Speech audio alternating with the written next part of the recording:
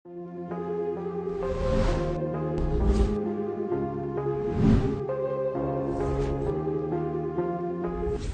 दोस्तों, कैसे हैं आप सब। आई होप कि आप इस मुश्किल घड़ी में ठीक होंगे और आपका परिवार भी ठीक होगा। दोस्तों, अभी देश में जिस वायरस का प्रकोप है, इसके बारे में आपको दोबारा बताने की जरूरत नहीं है। इस वायरस की वजह से आज सब कुछ बंद पड़ा हुआ है, पूरी दुनिया परेशान है। आज सबके दिमाग में दो बड़े सवाल हैं। पहला ये कि कब खत्म होगा ये वायरस, और दूसरा ये कि जब ये वायरस खत्म होगा तो उसके बाद देश का क्या होगा।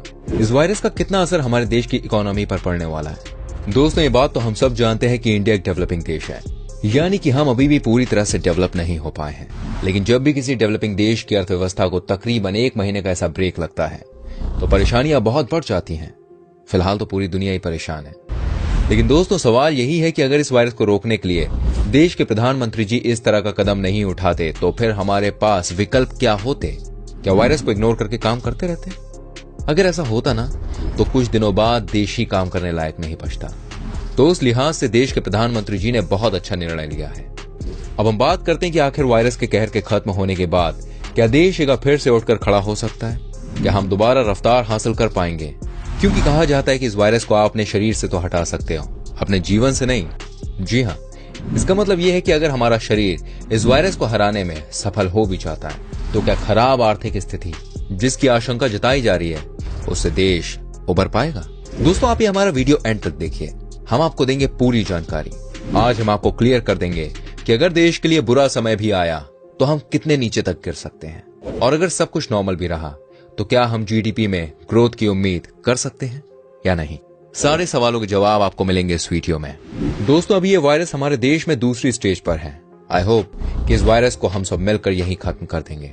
लेकिन अगर नहीं बच पाए तो भी मैक्सिमम ये वायरस 5वें स्टेज तक जा सकता है, और उसके बाद तो इसे खुद खत्म होना ही है। लेकिन अब देश के साथ 5 चीजें हो सकती है जिसे आप ध्यान से सुनिएगा। नंबर 1, देश का मार्केट प्रोग्रेस कर सकता है। इसका मतलब यह हुआ कि अचानक की मार्केट में बूम आ जाए, देश के मार्केट में जबरदस्त उछाल आ जाए, लोग अपनी जेब से पैसे निकालने लग जाएं, खूब शॉपिंग करने लग जाएं। लेकिन फिलहाल इस पैंडेमिक से उबरने के बाद ये होता हुआ संभव नहीं नजर आ रहा। लेकिन अगर दुनिया में किसी देश की इकोनॉमी के साथ ये हो सकता है तो वो सिर्फ और सिर्फ अपना इंडिया है। नंबर 2, देश का मार्केट स्टैग्नेशन पर रहेगा। अगर इस पैंडेमिक के बाद भी हम जहां थे वहीं रहते हैं तो भी हम विनर हो सकते हैं। इसका मतलब ये है कि देश को इन 21 दिनों के लॉकडाउन से बहुत ज्यादा फर्क नहीं पड़ा। हमारा जो बिजनेस जैसा था वो अगर वायरस के जाने के बाद भी वैसा ही रहा तो देश के लिए नॉट टू वरी। नंबर 3, देश में आएगा रिसेशन।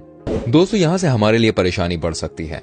अगर मार्केट में रिसेशन या व्यापारिक मंदी आ गई तो समझिए बहुत सारी नौकरियां जाएंगी, बहुत सारे छोटे बड़े शॉप्स बंद होंगे, बहुत लोगों की लाइफ पर इसका डायरेक्ट असर हो सकता है, काम धंधा बंद हो सकता है, इसकी आशंका जताई जा रही है। नंबर 4, देश में आ सकता है डिप्रेशन। दोस्तों, डिप्रेशन का मतलब तो आपको पता ही होगा। ये सिर्फ किसी के इंडिविजुअल लाइफ पर ही नहीं अटैक करता बल्कि पूरे के पूरे देश को भी अपना शिकार बना लेता है। इकोनॉमी डिप्रेशन का मतलब होता है ज्यादातर काम धंधा पूरी तरह से शटडाउन हो जाना।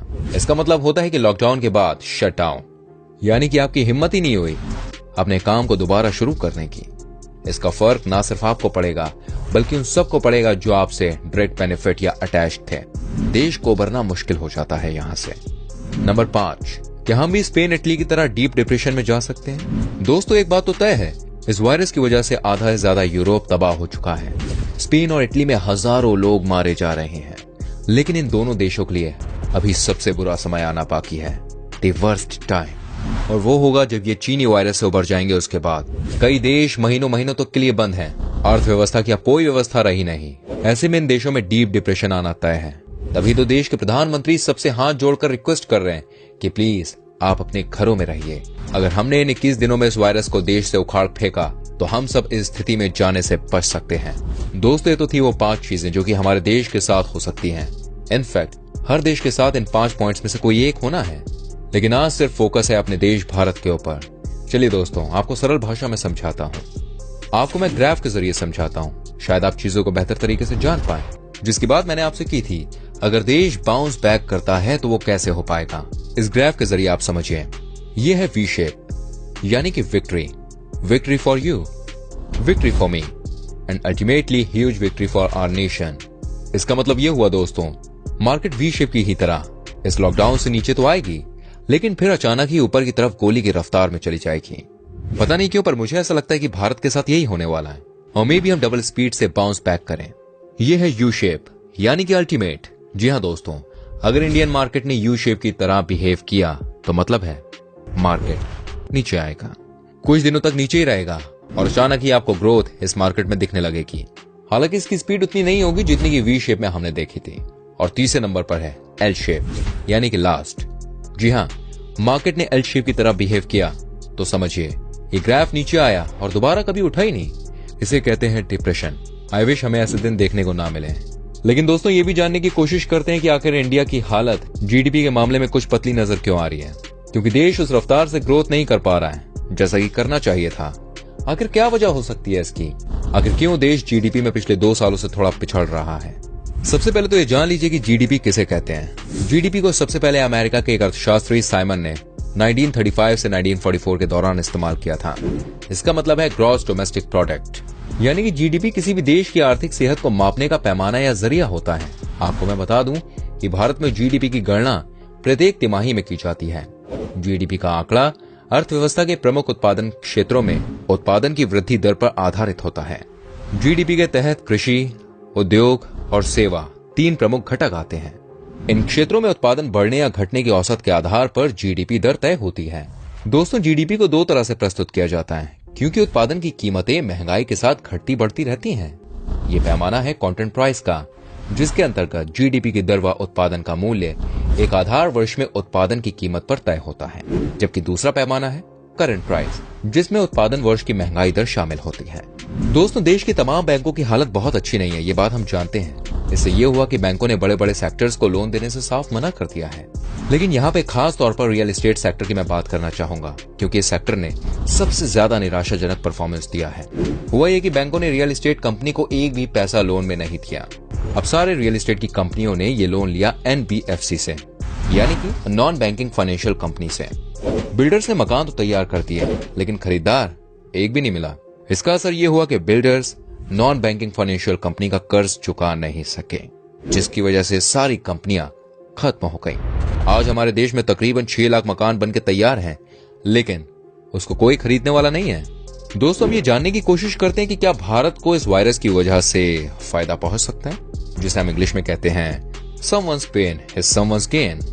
दोस्तों देखिए, एक उम्मीद की किरण नजर आ रही है, क्योंकि अमेरिका और चीन के बीच में ट्रेड वॉर चल रहा है। अमेरिका के प्रेसिडेंट भी हमारी तरह इस वायरस को चीनी वायरस कह रहे हैं, जबकि चीन के प्रेसिडेंट का ऐसा कहना है कि चीन में ये बीमारी अमेरिका ने फैलाई है।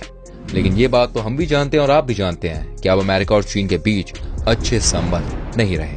इसका मतलब साफ है कि अमेरिका अपनी कंपनियों को चीन से फैक्ट्री हटाने को कह सकता है। ऐसे में भारत के पास मौका होगा कि वो इस मौके पर चौका मार दे। अगर चीन से पलायन कर रही कंपनियां भारत आ जाती हैं तो फिर खेल बिल्कुल पूरी तरह से बदल सकता है। और एक बात तो तय है कि आज हर देश चीन को शक की नजरों से देख रहा है। सबको ऐसा लग रहा है कि ये चीन ही है जिसने सबको मौत की चादर में सुलाने का काम किया है। दोस्तों, हम सब जानते हैं कि जब भी कोई मुश्किल घड़ी आती है तब मौके भी आते हैं।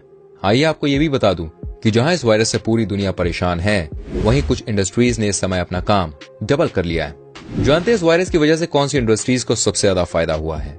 Online marketing, online product seller, live streamer, media, logistics and delivery, video conferencing companies and medical.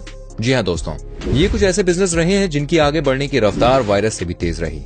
लेकिन वहीं कुछ ऐसे बिजनेस भी हैं जिनको काफी नुकसान हुआ, जैसे कि travel and tourism, air space and food sector.